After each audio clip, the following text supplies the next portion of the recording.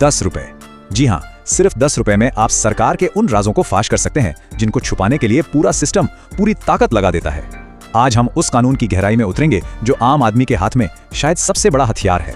हम सब टैक्स भरते हैं, लेकिन उस पैसे का होता क्या है? शहर में सड़क बनी तो कितने में बनी? किसी ऑफिसर ने एक फाइल अप्रूव की तो आखिर क्यों की? और रिजेक्ट की तो क्यों की? यही वो सवाल है जिनका जवाब देने से सरकारी सिस्टम डरता है। और आज हम देखेंगे कि ये डर जरूरी क्यों है। देखिए, हमें बचपन से सिखाया जाता है कि लोकतंत्र में सरकार जनता की सेवक है, लेकिन जब हम कोई काम करवाने जाते हैं या कोई हिसाब मांगते हैं तो जवाब क्या मिलता है?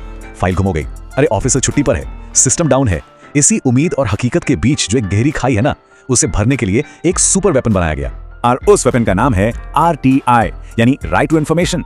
तो चलिए सेक्शन 1 में समझते हैं कि ये 10 रुपए का साधारण सा कागज एक सुपर वेपन आखिर है कैसे। चलिए इसमें थोड़ा और गहराई से उतरते हैं। ये 10 रुपये चाहे पोस्टल ऑर्डर से या ऑनलाइन पेमेंट से, ये करोड़ों रुपए के सरकारी प्रोजेक्ट्स की अकाउंटेबिलिटी मांगने की कीमत है। ये आम आदमी के हाथ में वो ब्रह्मास्त्र है जो सीधे सिस्टम पर निशाना लगाता है। इस कानून के पीछे की जो सोच है ना, वो बहुत सिंपल है। हम वोट देके सरकार चुनते हैं, हमारे टैक्स से देश चलता है, तो मालिक कौन हुआ? जनता। और सेवक कौन? सरकार। और मालिक को अपने सेवक से हिसाब मांगने का पूरा हक है। बस RTI उसी हक को इस्तेमाल करने का एक ऑफिशियल तरीका है। एक मिनट, ये तो सुनने में बस एक और कानून लगता है। अपने देश में कानूनों की कमी थोड़ी ना है। क्या ये सच में काम करता है या बस किताबों में अच्छा लगता है? बहुत अच्छा सवाल है और इसका जवाब इसके इतिहास में छिपा है। ये कानून कोई आसमान से नहीं टपका। 1990s में राजस्थान में मजदूर किसान शक्ति संगठन ने अरुणा रॉय की लीडरशिप में एक आंदोलन शुरू किया।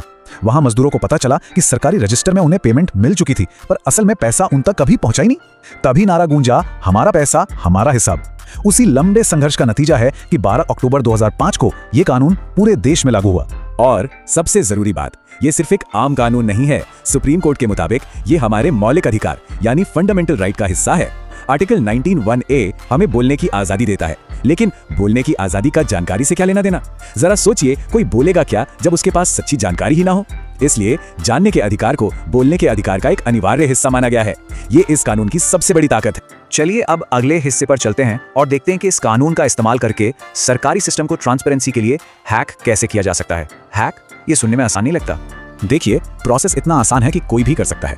या तो ऑनलाइन RTI-online.gov.in पर जाइए या एक सादे कागज पर अपनी एप्लीकेशन लिखिए, उसको डिपार्टमेंट के पब्लिक इन्फॉर्मेशन ऑफिसर यानी PIO के नाम एड्रेस कीजिए, साथ में 10 रुपए की फी लगाइए और भेज दीजिए। दैट्स इट, हो गया काम।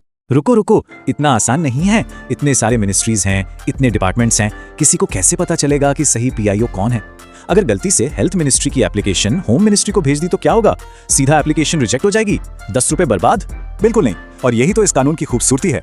सेक्शन 6(3) साफ साफ कहता है कि अगर एप्लीकेशन गलत डिपार्टमेंट में आई है तो उसको रिजेक्ट नहीं किया जा सकता। ये उस ऑफिसर की ड्यूटी है कि वो 5 दिन के अंदर उस एप्लीकेशन को सही डिपार्टमेंट में ट्रांसफर करे और इसकी सूचना आपको दे। मतलब सिस्टम आपकी मदद करने के लिए बनाया गया है, आपको परेशान करने के लिए नहीं।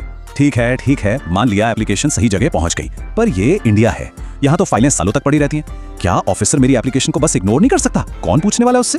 बिल्कुल नहीं कर सकता। और यहाँ इस कानून की असली ताकत सामने आती है, टाइम लिमिट। कानून में समय सीमा तय है, आम जानकारी के लिए 30 दिन। और सबसे जरूरी, अगर मामला किसी की जिंदगी या आजादी से जुड़ा है तो जवाब 48 घंटे के अंदर देना अनिवार्य है, कंपल्सरी। अब आते हैं असली हैक पर। सिर्फ ये मत पूछिए कि क्या डिसीजन लिया गया, ये मांगिए कि डिसीजन कैसे लिया गया। इसे कहते हैं फाइल नोटिंग्स। फाइल नोटिंग्स ये क्या चीज है? देखिए, जब कोई फाइल एक टेबल से दूसरी टेबल पर जाती है तो हर ऑफिसर उस पर अपनी राय लिखता है, अप्रूव, रिजेक्ट, फॉरवर्डेड। ये नोटिंग्स मांगने से डिसीजन के पीछे का पूरा सच सामने आ जाता है। किस ऑफिसर ने आनाकानी की और किसने सही काम किया, सब दूध का दूध पानी का पानी हो जाता है। पर एक बात है, अगर कानून इतना पावरफुल है तो सिस्टम इससे बचने के तरीके भी तो ढूंढता होगा। एग्जैक्टली। अब आई ना असली बात। तो अब देखते हैं इस कानून के असली दुश्मन कौन है। तो लूप होल है। सरकारी ऑफिसर तो हर चीज को देश की सुरक्षा का मामला बताकर एप्लीकेशन रिजेक्ट कर देगा। इसका कोई एग्जांपल है? बिल्कुल, सेक्शन 8 को छूट देता है, जैसे देश की सुरक्षा से जुड़ी जानकारी। ये जरूरी भी है, लेकिन इसका गलत इस्तेमाल भी होता है। कई बार देखा गया है कि करप्शन से जुड़ी जानकारी को, जैसे कोई बड़ा सरकारी कॉन्ट्रैक्ट, कमर्शियल ट्रेड सीक्रेट कहकर टाल दिया जाता है, जबकि उसका देश की सुरक्षा से दूर दूर तक कोई लेना देना नहीं होता। और इस कानून का सबसे बड़ा लूप होल, पॉलिटिकल पार्टीज। सोचने वाली बात है, 2013 में सेंट्रल इंफॉर्मेशन कमीशन ने ऑर्डर दिया था कि पॉलिटिकल पार्टीज जनता से फंडिंग लेती हैं, इसलिए उन्हें RTI के दायरे में आना चाहिए। तो फिर आइए नहीं, इसी मुद्दे पर सभी पार्टियां एक हो गईं और आज तक खुद को इस कानून से बाहर रखा हुआ है। ये साफ तौर पर इस सिस्टम की सबसे बड़ी कमजोरी है। तो अगर कोई ऑफिसर सेक्शन 8 का बहाना बनाकर या जानबूझकर जानकारी नहीं देता, तब क्या हार मान लें? बिल्कुल नहीं। चलिए देखते हैं कि ऑफिसर पर पेनल्टी का डर कैसे काम करता है। अगर 30 दिन में जवाब ना मिले या गलत सलत जवाब मिले तो प्रोसेस खत्म नहीं होता। आप उसी डिपार्टमेंट के एक सीनियर ऑफिसर को फर्स्ट अपील फाइल कर सकते हैं। वहां से भी संतोषजनक जवाब ना मिले तो आप सेंट्रल या स्टेट इन्फॉर्मेशन कमीशन में सेकंड अपील दाखिल कर सकते हैं, जो एक अदालत की तरह ही काम करती है। ठीक है, अपील कर दी, पर उससे क्या होगा? एक और फाइल ही तो बनेगी ना, और डेट पे डेट पड़ेगी। यहाँ आता है इसका सबसे बड़ा पावर मूव। अगर इन्फॉर्मेशन कमीशन को लगता है कि पीआईओ ने जानबूझकर, आई रिपीट, जानबूझकर जानकारी देने में देरी की, तो सेक्शन 20 के तहत उस ऑफिसर की पर्सनल सैलरी से 250 रुपये प्रतिदिन का जुर्माना लगाया जा सकता है, जो 25,000 रुपये तक हो सकता है। और यह पैसा सरकारी खजाने से नहीं, उसकी अपनी जेब से जाता है। ये डर ऑफिसर्स को काम करने पर मजबूर करता है। तो चलिए इस सारी जानकारी को कुछ प्रैक्टिकल प्रो टिप्स में बदल लेते हैं। हमेशा सर्टिफाइड कॉपी मांगे, क्योंकि ये कोर्ट में सबूत मानी जाती है। एप्लीकेशन हमेशा स्पीड पोस्ट से भेजें ताकि आपके पास एक ट्रैकिंग प्रूफ रहे। सवाल बिल्कुल स्पेसिफिक पूछें, क्या किया नहीं, फलाना डॉक्यूमेंट की सर्टिफाइड कॉपी 2 पूछें। और सबसे इंपॉर्टेंट, आरटीआई फाइल करने के लिए कारण बताने की कोई जरूरत नहीं है, ये आपका हक है, कोई एहसान नहीं। बिल्कुल सही।